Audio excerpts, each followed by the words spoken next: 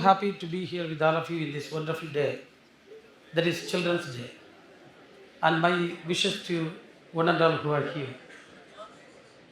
Today you are children, but tomorrow you are going to be the leaders of the country. Am I right? All of you believe that? Yes. So, when I entered the school, I didn't have a feeling of entering into a school.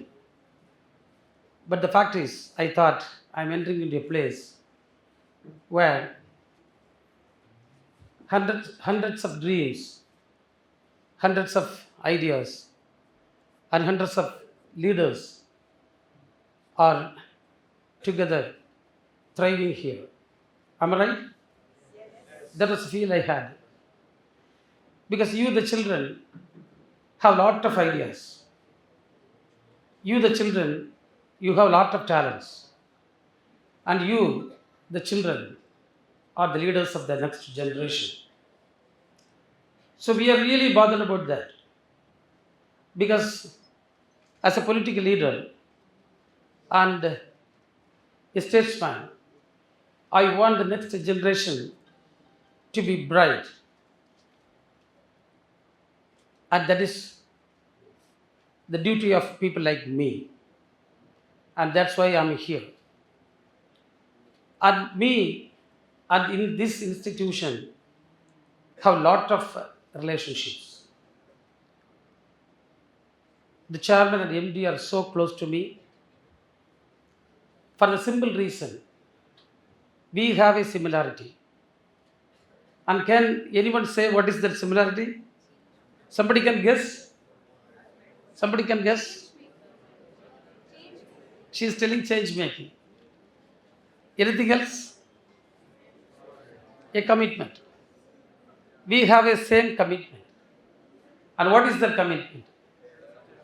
What is the commitment? To bring a self-sustained society or a bright future. Or a future where people live harmoniously. People live harmoniously. 25 years back, when I was a young boy, I thought of doing something. I created a trust. And I thought what mission statement and vision statement I will put. By the time I was less knowledgeable, I didn't have this much of experience and exposure. But I wrote a single word to create a self-sustained society. By the time, I didn't realize the seriousness of that word. But now, every day I'm working on it. Every day I'm thinking about that. Every day I'm strategizing how I can create it. It's not a simple statement. It's the future. It's the future.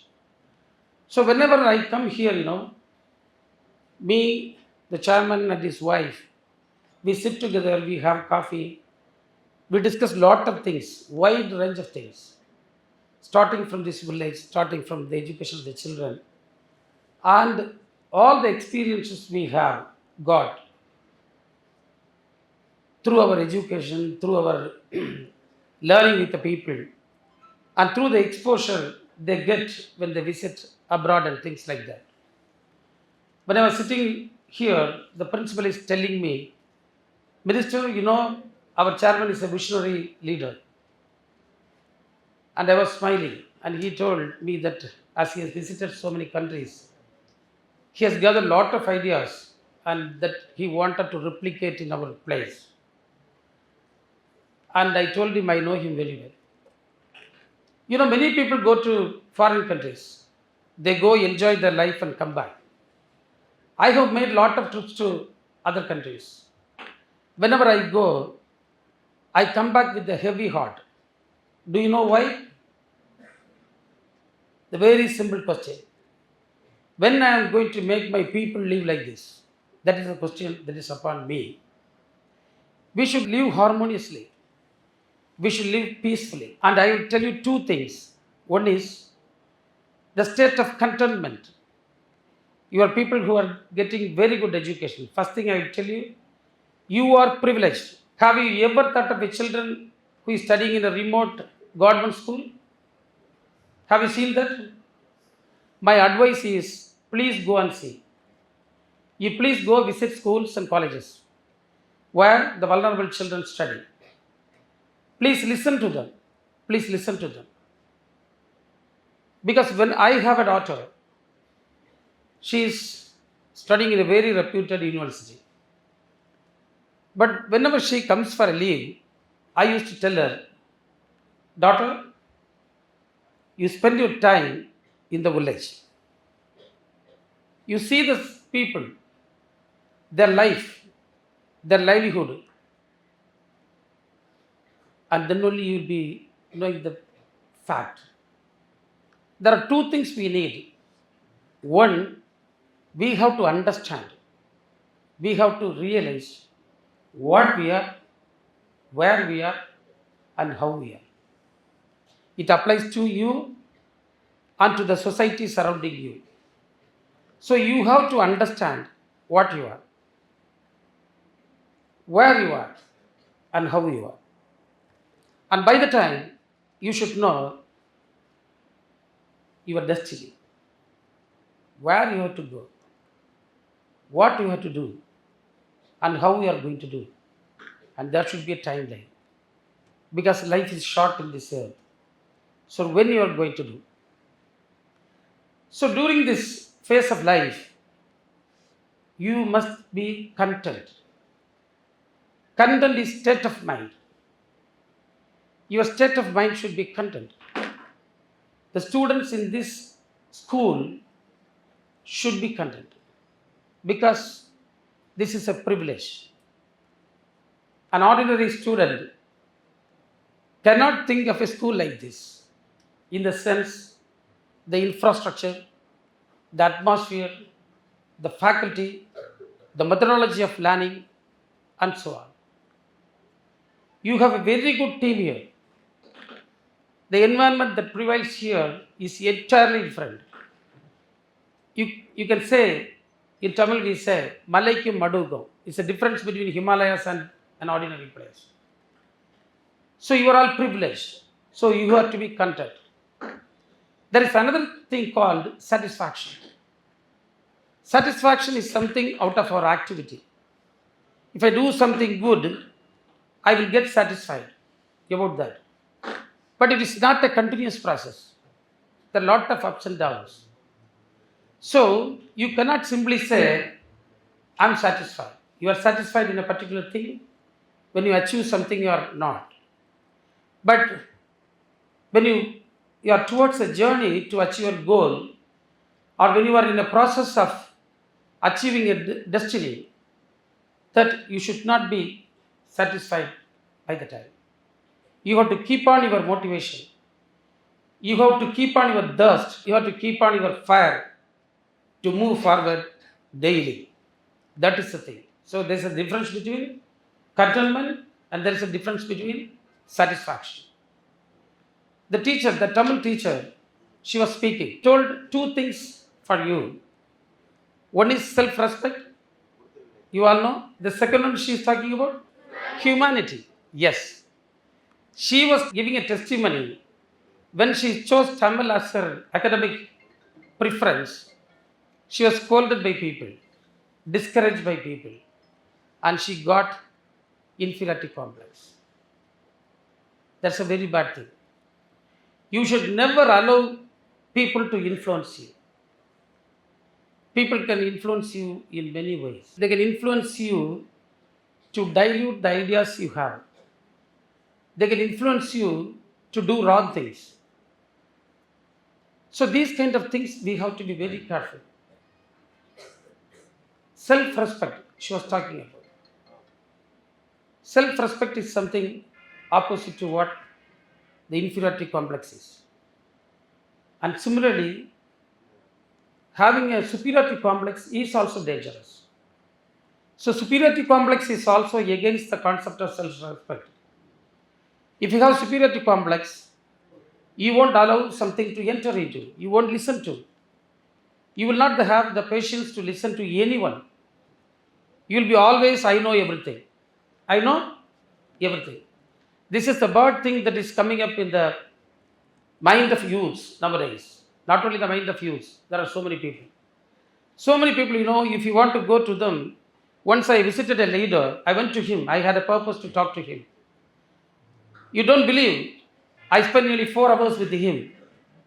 He was talking, and so many things, boasting about his achievements and things like that. Yet he was a good leader, so I was listening to him. But at the end of the fourth hour, I realized I was still unable to tell him for what I am here, why I came to meet him. These kind of things, it will not allow you to grow. And after a long time, when he was addressing a press conference, a person was asking him about his weakness. And the journalist who was interviewing him pointed out to that, and he really accepted it. So you have to be content. You should not be simply satisfied with what you have, but you have to aspire for the next thing. You need to have self-respect. By the same time, self-respect is equal to minus inferiority complex and minus superiority complex. There should be a balance. And in this Children's Day, I want to wish all of you from the depth of my heart, dear children, we are entering into an era where there are a lot of threats and challenges before us. But at the same time, we have a lot of opportunities before us. Lot of opportunities. The technology is coming like anything. Opportunities are coming. Employment opportunities are coming. Everything is there. At the same time, challenges are there. You need to be very careful about the phone that you are having in your hand. It has a lot of good things, lot of bad things. One of my friends recently met me. He told me his son is suffering from addiction. I asked him what addiction. I thought it may be a drug addiction or alcoholic addiction or smoke addiction, whatever it is. He said it is not that. It is gaming addiction. Have you heard of that? Gaming addiction. And now, many people are addicted to social media. And the social media, the easiest thing to get popularity is to use abusive words, or you should have the courage to character assassinate someone else, or you should be able to spread the hate messages. Is this a good thing? So the people's minds are getting toxic. So it should not be the case. There are a lot of good things. It is your choice. So students need to be disciplined. If a student gets up in the morning, takes a book, pray and study, it's a sign of good discipline. If you go to school at the proper time, if you respect the teacher, it's a good sign of discipline. If you love the person sitting next to you, it's another indication of your discipline. So you should have all these things. It will help you in the long run. Now, I will talk about the plan our chairman is having. He has spoken about two things. One is the Avai Wisdom Farm. You just think, I have heard a lot of farms. There is integrated farm and so many kind of things. But he has named it Wisdom Farm. And the Avayar is here. Avayar is a known Tamil poet. The one thing that attracts me towards her is the simple word, Aram Sayya Virumbu. Aram Sayya Virumbu. Aram is nothing other than good things. So, you should develop your mind in such a way. You should have a will to do good. Very simple. Everything in one nutshell, she has brought everything. In a nutshell, saying that Aram Sayya Virumbu. That is a great thing. You keep this in your mind. So it is such a wonderful thing he has formulated. Because the villages now we have are all typical villages. I have a thing to share with you. When I went to London first, you know what I did? My friends took me to so many places. But I told them, I'm ready to see these places. But you have to give an assurance you will take me to the villages. Going to the English village is my dream because when I was in college, I have read few books of Jane Austen. In that, she has narrated about how a English village is and was. So I was so eager to see an English village, and when I saw, I was excited because whatever I studied, I could see there. So it was such a wonderful moment for me. But when you look at the village, a typical village of Tamil Nadu or elsewhere in the country, when we compare Tamil Nadu with other states, we are far, far better. We don't have such typical villages. I can never forget something which I saw in a village in the district of Kutch in Gujarat few years back. It was such a terrible situation. It will take at least 3 days for a person to reach the village. No roads, no bus, nothing. You have to go by walk. Stay in the jungle. Not a jungle, it is desert kind of thing. So just imagine the pitiable situation. No pipeline, no electricity, no school, no village office, nothing. So these are all villages. But he had a vision to make this village a self-sustained village. A self-sustained village is a village where people thrive on their own. That is the concept of it.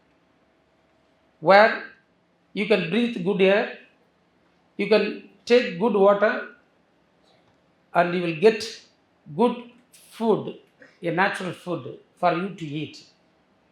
The village will be content. I told the word, content, that will be there. So that is his vision. You will appreciate his vision? Who are all ready to appreciate his vision? Wonderful. So, from my side, I am assuring Mr. Sri Kumar that I am with you all. I am with you.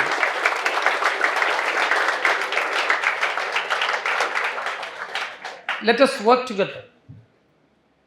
We will work together. We will create it. And we will showcase to the rest of the world. That is what I think.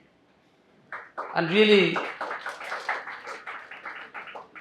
in my department, we have more than 10,000 milk cooperative societies. And few of the societies are running in loss. So few months back, I thought of a program to involve children into it. So I went to Coimbatore. I told 2 colleges to organize a program with the MBA students, and nearly hundreds of students gathered in a hall. We had a nice discussion. And I told them, dear children, you are all going to come out of as an MBA graduate from a reputed college. I don't know, you know the real plight of the people for whom you are going to work in the future. But I'll say something.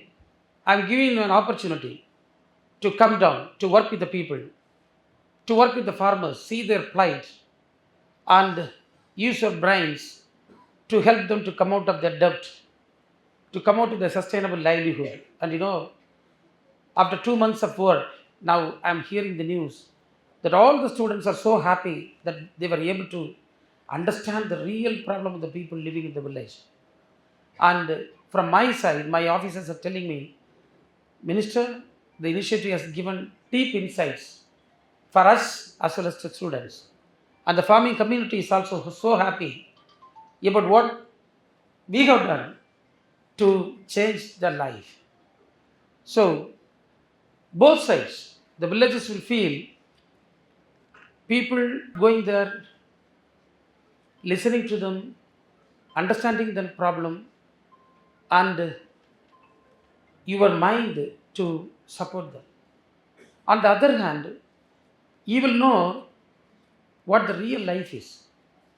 And Mr. Sri Kumar has lot of ideas through his exposure, visiting so many countries, and through his learning and things like that. And he has experts with him, and I am also there to support you to properly strategize and work out an action plan so that we will bring what impact we are expecting out of it. I am sure that we will work together and bring it forward. And once again, in this wonderful occasion of Children's Day, I wish all of you from the depth of my heart, and I thank wholeheartedly the initiative that is taken by this esteemed institution. Thank you.